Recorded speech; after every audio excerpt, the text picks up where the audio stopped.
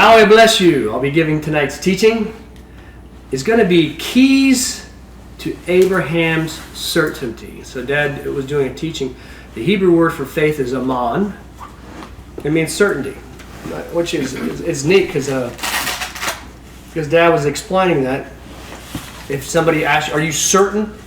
Be like, are you sure? Are you sure? Then you say, I am certain. Or you say, well, I think. And that's when you're looking at the Hebrew word faith, when you're trying to understand these things, it's certainty. And there's certain levels of certainty, no pun intended, but there is. And what really started the whole stirring of this teaching was, my dad did a teaching. He was talking about the wickedness that was in Israel. Moses said, go kill all these wicked ones. Here's your brothers, your sisters, your sword. And if you're not ready to do that, well, then you just need to be ready to admit that you're not ready. And when Dad said that, Dad sounded very certain. And after he said that, I'm not ready at this point to go kill Izzy. I'm not. I'll be honest. Yeah. So when Dad said it, like matter of fact, but no, I'm not there. So I gotta be honest with it. Not to kill Izzy, but this was family members doing wickedness. Now, if the whole group was doing something, it would make it a lot easier.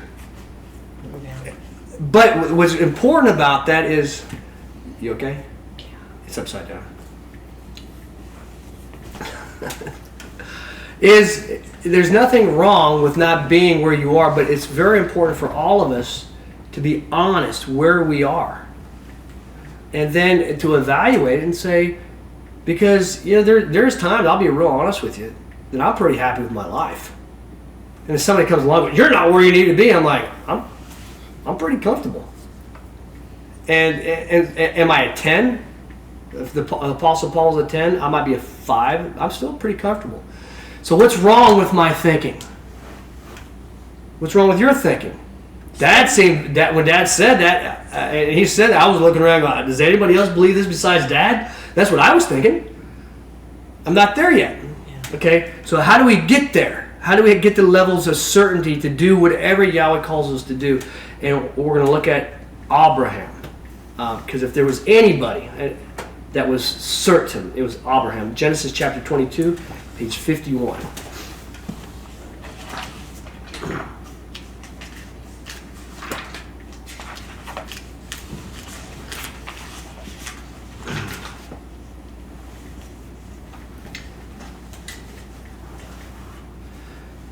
Let's see, Mom, would you read 1 through 10? Just kind of give chapter 22, right? Yeah. And it came to pass after these things that Yahweh did prove Abraham, and he said unto him, Abraham, and he said, Behold me. And he said, Take, I pray thee, thy son, thine only son, whom thou lovest, even Isaac, and get thee into the land of Moriah, and cause him to ascend there as an ascending sacrifice on one of the mountains which I shall name unto thee. So Abraham rose early in the morning, saddled his ass, and took his 2 young men with him, and Isaac his son, and clave the pieces of wood for an ascending sacrifice, and mounted and went his way unto the place which Yahweh had named to him. It was on the 3rd day that Abraham lifted up his eyes and saw the place afar off. And Abraham said unto his young men, Tarry by yourselves here with the ass, but I and the young man must go yonder, that we may bow ourselves down and return unto you. So Abraham took the pieces of wood for the ascending sacrifice and laid them on Isaac his son, and took in his own hand the fire and the knife, and they went on their way, both of them together. Then said Isaac unto Abraham his father, Then said he, My father? And he said, Behold me, my son. And he said, Behold the fire and the pieces of wood, but where is the lamb for an ascending sacrifice? And Abram said, Yahweh will provide for himself the lamb for an ascending sacrifice, my son. So they went on their way, both of them together. Then came they into the place which Yahweh had named to him, and Abraham built there the altar, and laid in order the pieces of wood, and bound Isaac his son, and laid him on the altar above the pieces of wood. Okay, we'll stop. Okay, now a couple important things about this. Other translations are going to say Yahweh tested Abraham. That's the wrong translation of the word. You say it's proved. What's really important about a couple different things. How old is Isaac? He's about 30. People will paint him as a child because it says lad. And so the translation of the word lad, I guess the vulgar usage during those paintings was a little kid. A lad was somebody about 30 and under. That's Austin. Okay. Abraham's about 130. Who's going to win a wrestling match? The son. The son. Okay. And then, but what's real important about this is Genesis 3:15, page 38. Actually, page 36. What is the curse? Actually, 3:19. I can read it. But in 3:15, Yahweh tells Adam and Eve, Yahweh in the beginning created everything good. Everything was created good. Why do we have storms, diseases, bubonic plagues? Adam and Eve screwed it up, and then we have the adversary also when man participates with him. But Yahweh gave the first prophecy: the seed of the woman is going to come and fix all this. So there's a promise. And then, if you look at verse 19, you guys don't have to be there, but it's page 36. And another part of the curse is this: in the sweat of thy face shalt thou eat bread until thy return to the ground from whence thou wast taken. Okay, the ground is going to be. Oh, let me see here. No, I missed it. So it's verse 17. And to the man he said, because thou didst hearken to the voice of thy wife, so didst eat of the tree as which I commanded thee, saying, thou shalt not eat. Accursed be the ground. So the ground's cursed because of Adam. Okay. So what would have happened with Noah and everybody else before Abraham? They would have said, why are bad things happening? Just like Charlie and Allison. Why did bad things happen? A baby just died. People are going to say Yahweh did it. Christians are going to say Yahweh did it. Mm-hmm. And you're going to say Yahweh did not do that. That's not my God. And Jesus Christ didn't kill any babies during his ministry. What happened? We have the fall of man. But we also have with the fall of man is that the ground is cursed. Now, this E.W. Bollinger points out in chapter 12, it's page 43, and if you can get there, you can. If not, it's being recorded. Chapter 12, verse 3. Yahweh calls Abraham out of the land of his father. And he's by himself, which is neat because I was talking at the beginning about it'd be easier to do a big act of faith if you had a group of 300 people with you. Yeah. Or 10,000, right? You just blend in. Abraham's doing these things on his own. Moses was similar, so was the Apostle Paul. And that's what we should be comparing ourselves. How did they do it? Not just, oh, they're up there, I'm down here. No, how did they get to that point? That's the point of these stories. But in verse 3 it says, one of the results of Abraham coming was this, that I may bless them who bless thee, but him who maketh light of thee will I curse, so shall be blessed in thee all the families of the what? Ground. Adame, the ground. This is a reversal of the curse of the ground. Did Abraham see the curse? Did he see curses everywhere? Yeah, you see thorns, you see thistles, you see diseases. What's wrong with this earth? Okay, it's going to be fixed. A baby's going to come, and it's going to come through Abraham. So here's what Abraham knows, and then he gets, when he's 100 years old, he's going to have Isaac. What's the problem with Isaac and being offered up? Jesus Christ is going to be coming through Isaac to reverse all this. How's this going to work? This isn't just a kid. Yahweh, this is your plan of fixing everything. If he dies, how's this going to work? And so you're going to, how would he do that? So you can keep a finger here, or I have the page numbers. Turn to Hebrews chapter 11. How did Abraham do this? I thought I had the page number. 230. Yeah, 230, thank you. We're going to come back to this, page 231. Chapter 11, verse 17. Austin, would you read 17? I'm still getting there. You Okay. said 230? Yeah, page 236. It's page 231. Yeah, 31, thank you. What are we looking at? 17 through 19. There. By faith, Abraham, when tested, offered up Isaac, and the only begotten would he have offered up, who the promise had accepted. Even him of whom it had been said, and Isaac shall there be called to thee a seed. Accounting that even from among the dead God was able to raise him whence Yeah. even in Similitude. similitude. He bare him. So that's He bare so him it away. says Abraham knew that Yahweh was going to have to what?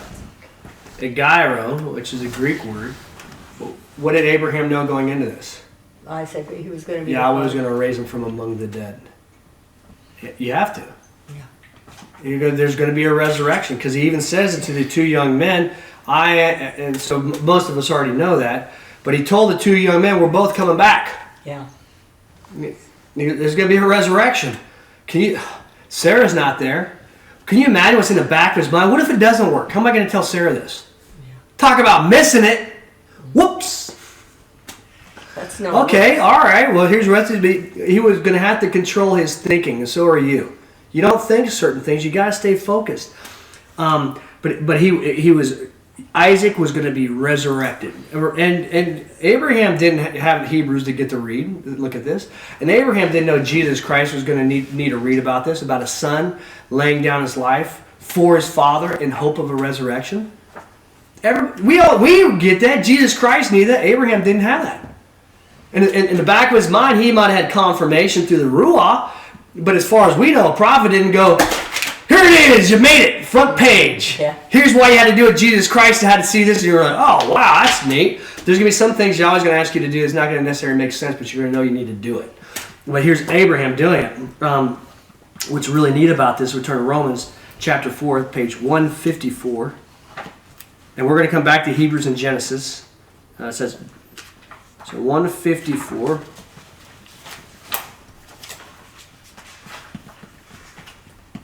So it doesn't have to necessarily be like Moses killing people. It could be whatever it is. What is it that you have that you won't give up? Dad, would you give up watching sports? Aaron, would you give up working out? Whatever. Would you? Okay, yeah, I think I could do it. But it actually would be good for all of us is to address what you wouldn't give up. I wouldn't give up anything. Really? Really? Wow, that's amazing. Well, I hope to be so, but I think all of us have something we need to work on, be a work in progress. But in Romans chapter 4, verse 19, because this wasn't going to be the first time that Isaac was raised from among the dead, in a way of speaking. Because in verse 19, so you can imagine Abraham walking up the mountain, and how is this going to work? He's going to be resurrected from the dead. He's going to be awakened from the dirt, from the dust. Adam was taken from the dust. Okay. Golly, and you ever been called on a faith walk, a certainty walk? And you sit there, how am I going to do this? It's good for you to look behind. What have you done together with Yahweh in your past? What big things have you overcome? And if you're truly trying to be faithful and be obedient, and you humble yourself, Yahweh will remind you the things you've gone over. He's going to say, you remember that one? And this one? Oh, yeah. Because look at this. We're going to look at the story of Abraham and Isaac in verse 19. And with that, this is talking about Abraham. And without becoming weak in his faith, he attentively considered his own body already deadened, he being 100 years old, the deadening also in Sarah's womb. His womb, his fruit, and Sarah's fruit was already dead. And Yahweh brought Isaac out of that death. He could do it again. Did it once. And so you can see that was Adam Clark pointed that out. It wouldn't be the first time. Adam Clark goes, Isaac was brought up out of death anyways. I'm like, how do you explain that? I kept reading the footnotes. It goes, Sarah's womb was dead. Abraham was dead. He's already used to that kind of resurrection. I'm like, I never thought about that. And here's Romans. It's just something to think about. Now, Isaac was already resurrected once, but how could someone attain such certainty? Matthew chapter 6. Let's see, let's pick about page 7. Actually, page 5.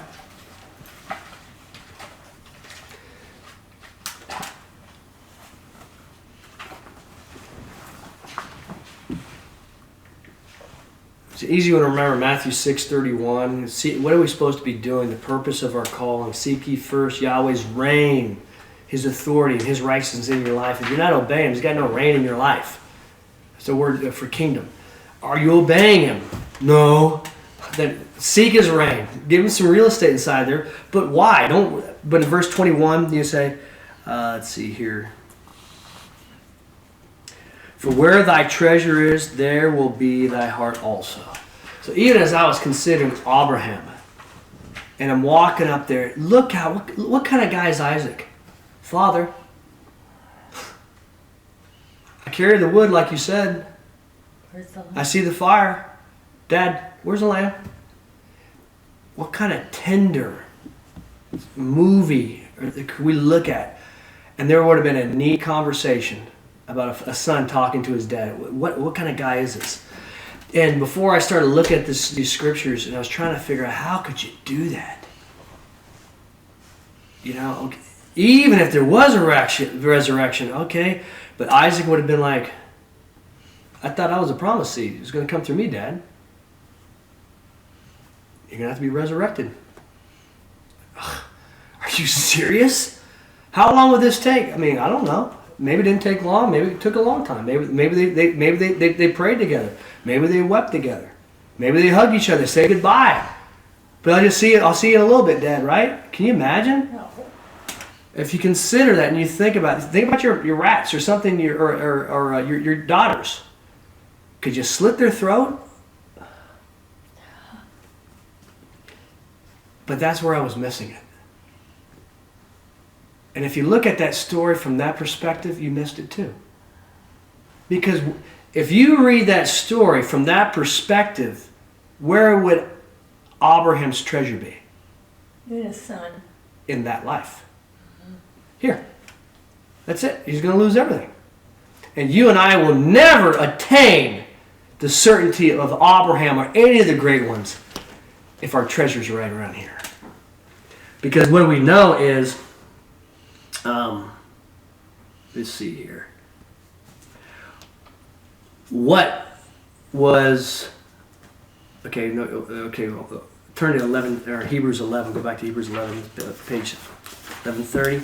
So I took the bait too. But it's good to be crushed, to be emotional, going in this, thinking about this. I could see them crying and weeping and putting their arms around each other, tears, and there's a 130-year-old man. He just, you know what Adam Clark also says? As he said that, what he says, food for thought, he said that it was such a hike they couldn't bring the donkeys.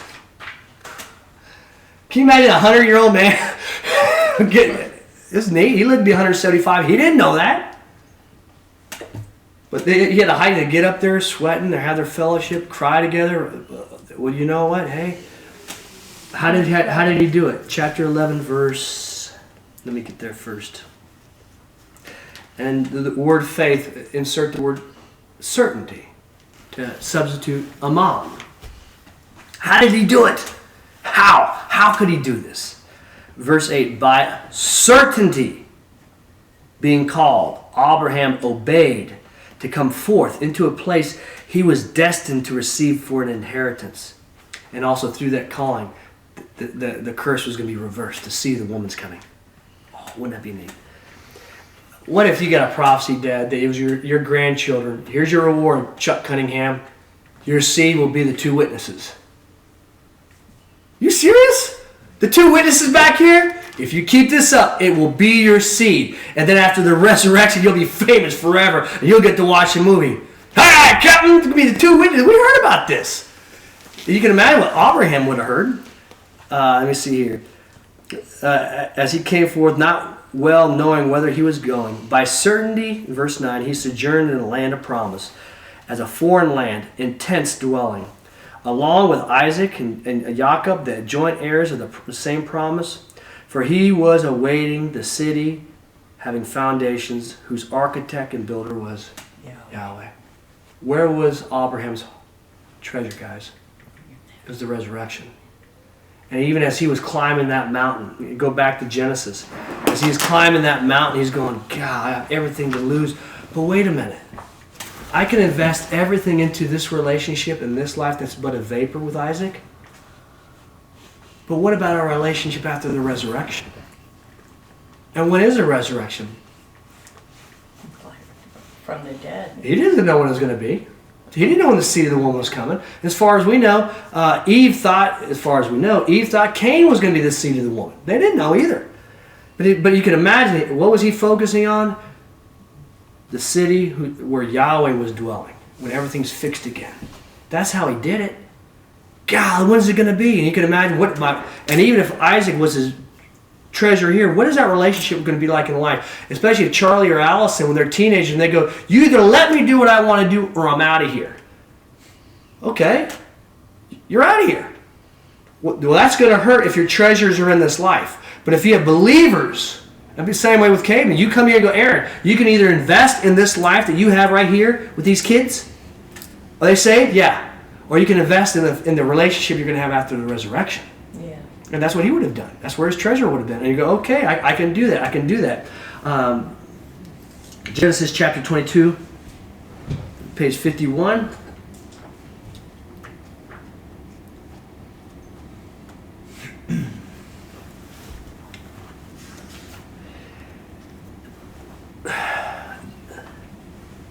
Verse 11. So Abraham takes the knife. His son's there. He's there. He's getting ready to slit the throat. Then called out unto him the messenger of Yahweh out of the heavens. Adam Clark. This is excellent commentary. And I don't believe he believed in the Trinity. Because you should see how he's writing it. And then, after he writes this incredible paragraph, he inserts a little bitty paragraph at the end. This was Jesus Christ. I think he just, okay, you have to bow down to the Trinity, otherwise you're not going to get this. If you see the way this guy's writing, because he's writing the climax of all these things happening, the seed of the woman's going to be coming through here, and then the angel comes, and here's all the resurrection, then all of a sudden at the end of it, it's gorgeous how he writes, and then he put in, I better add this, yes, and then he's going to put that the angel was Jesus. But that's why I don't think he believed it. I think he had to add that in there, otherwise he's going to be called a heretic, burned at the stake. But anyways, he's writing this. Here's this climax, and it was neat that he also said that Yahweh will provide himself a lamb, and Yahweh would provide himself a lamb. It's going to be his own son. Then called out unto him the messenger of Yahweh out of the heavens and said, Abraham, Abraham. And he said, behold me. Then he said, do not. I don't think it was a hush. If he's getting ready, if you're going to cut your son's throat, would you do this? You're going to do this quick, right? Hey! Yikes! At least that's how I imagine. Everybody's like, look at, who's that? And then they're going to go, stop everything. Do not put forth thy hand unto the young man. Neither do to him anything at all. For, and then John Lynn pointed this out. What's the next word? Now. Now. In other words, Yahweh didn't know up until this point if he would actually obey. How many times have you and I or anything, we knew what we were supposed to do and we're convinced we're going to do it, and Yahweh's going, faith without works is dead. Maybe, maybe not. But it wasn't even for the patriarch. Yahweh did not know until then that he was going to do it. And now know I, one who reveres Elohim thou art, when thou hast not withhold thy son, thy only one from me.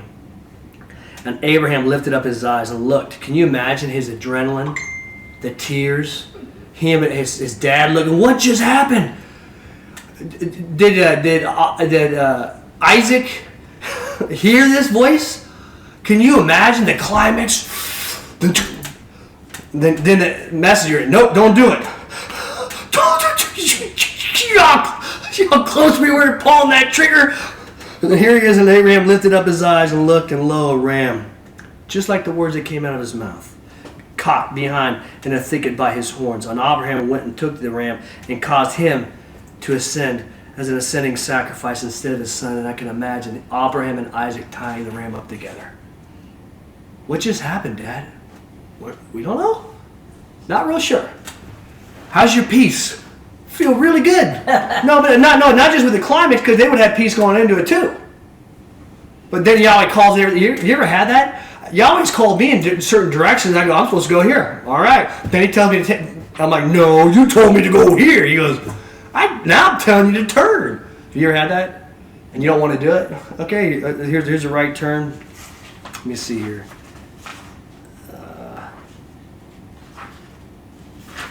Oh, yes, that was neat. Okay, verse 14. So Abraham called the name of that place. What a good word for us. Yahweh Yair. As to which is still said today, the mountain of Yahweh will provision be made. So Yahweh Yair is Yahweh will provide. You're right. And, you know, First Corinthians 10:13 says, you know, you're going to get caught in sin. Or you're going to paint yourself in a corner with good intentions. 1 Corinthians 10:13, there's no trial that man has gone to that is not common to man. Yahweh is faithful. He always gives you a way out. You know, so that's different, but he'll provide a way. Then called out the messenger Yahweh to Abraham a second time out of the heavens. Can you imagine this? Think of this. Think about Peter. Quiet! This is my son in whom I am well pleased. And Peter, and some of these thundering, or think about Yahweh talking when the dove comes down, and he goes, "This is my son in whom I am well pleased." How much did that bless John the Immerser to hear those words? If you adore and love Yahweh, wouldn't you love just to hear that in front of everybody? Oh! Now they both hear this again. And he said, by myself have I sworn an oracle of Yahweh, because thou hast done this thing, and hast not withheld thy son, thine only son. Now, you could add the word now. Now, because you did this, now that I will richly bless thee, and abundantly multiply thy seed as the stars of the heavens, and as the sand which is in the lip of the sea, that thy seed may take possession of the gate of his foes, so shall all the nations of the earth bless themselves in thy stead, because thou hast hearkened to my voice. How many people were on the line with this obedience?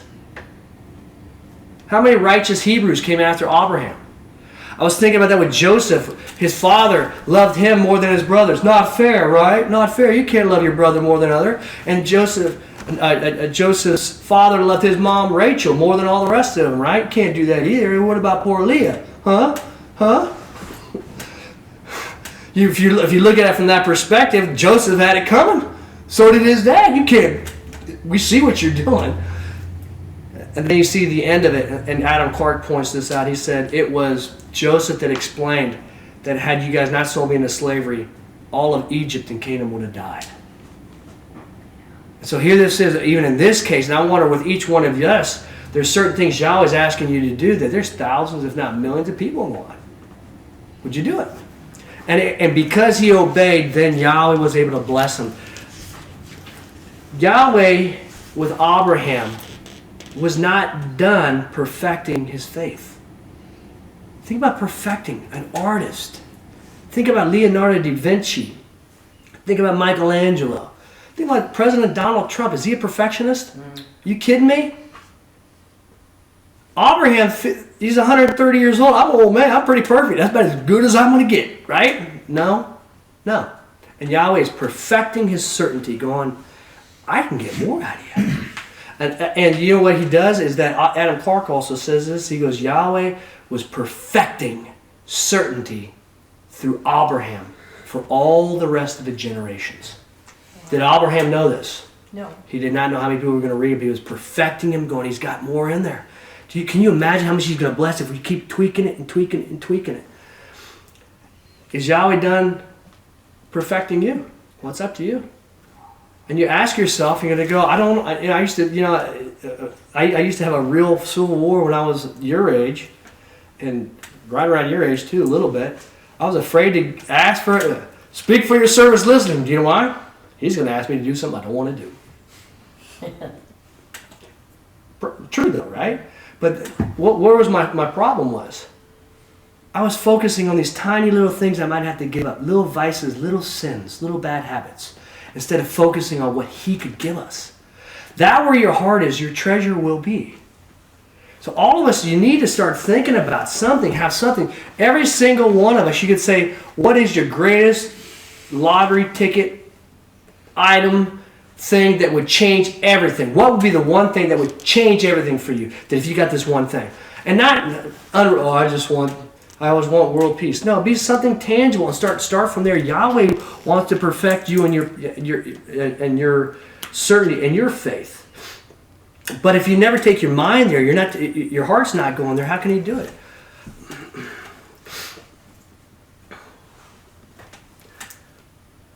So the keys to Abraham's certainty and the perfection of his faith was where his heart was. He was focusing on the resurrection. He was focusing on the life to come. And he was focusing on the city. In the book of Revelation, the city of the New Jerusalem is the size of Texas. It's a city. A city. How tall is it? It didn't talk about how tall this place is. And I remember I did the math once. I could look back there. But it's like 10 Mount Kilimanjaros or Everest stacked. That's how tall the city is. Fast elevators, right? We're really good at glutes if you have to take the stairs. It's huge. It's big. What's it going to be like? Focus on this each day. Not just that, but the things in between too. And think about these things and to go, and because you need to, every one of us needs to go through, it's like somebody who never checked to see if they had jumper cables. And then they're stranded, you're like, you really don't know you had jumper cables? Well, at least my dad would be like, are you serious? You didn't know you didn't have a spare tire? Oh, great. What is this? But do you have something that will get you over the hump that if Yahweh's going to ask you something big to do?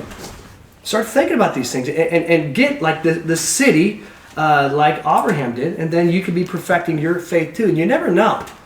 I was thinking about that one time. What would be very difficult for me to do? And I had to go there, and it'd be homosexuals that had been blown up and shot wherever in a bar or something like that. Because if you do anything about homosexuality and the diseases, it's bad. It's really, really, really bad. If you went into something like that, it is so contaminated. How would you do it? And actually, Yahweh took me there because I don't want to go in there. There's a lot of reasons I don't want to go in there. But he had to go, okay, how would you do it and how would you do this? And I go, I'm going to need a big dowry. You know, King David said, what will I get? Yeah. Well, no taxes for your dad. You get to marry the king's daughter. What's she look like? All right, let me think about it. All right. And then he turned again. He asked twice, what am I going to get? There's nothing wrong with that because through that, David killed Goliath and the Philistines. Okay. And that's where your heart is. That's where your treasure will be. Father, we thank you for tonight. I thank you for Dad filming and putting these things on audio and distributing anywhere they want. But Father, we just thank you that, you know, it is a weak believer that I am trying to work out of. I want to be able to do things alone with you. Help us be like your leaders. Moses was by himself so much, but he was with you. Abraham was by himself, but he was with you, and we just get to choose which company do you want. And if you're the universe, if you're our whole world, then we can orbit you, and our faces will shine just as Moses did through your son Christ, Yehoshua Mashiach. I just thank you for helping us control our heart and our mind to go that is the purpose of our existence. And I keep going back to Adam and Eve as two people stranded on a desert island called Earth. There's only two of them. That's it. That'd be a wonderful thing as long as we have you. So Father, I just thank you for all these things and for these words. I'll give a prophecy according to 1 Corinthians 14. Be not fearful of the future. You fear the future because you don't know what's in it. You fear the future because it's like a dark room and you're a little kid and you've never been in there. You fear the future the way a child fears the basement. It's unknown and it's dark. But the only reason why your future is dark is because you've not taken your imagination into those rooms. You were born to light things up. And there are dark things in your future. But until you walk down those hallways, you will illuminate those hallways. You'll find out the greatest treasures are down there. It's like walking through. I can see it. I can clearly see it. It's like walking through people exploring the pyramids of Giza. Inside these things were treasures of the pharaohs. Except our Father has all these treasures for us, and it's up to us to produce the faith to walk down there and with Him. Amen.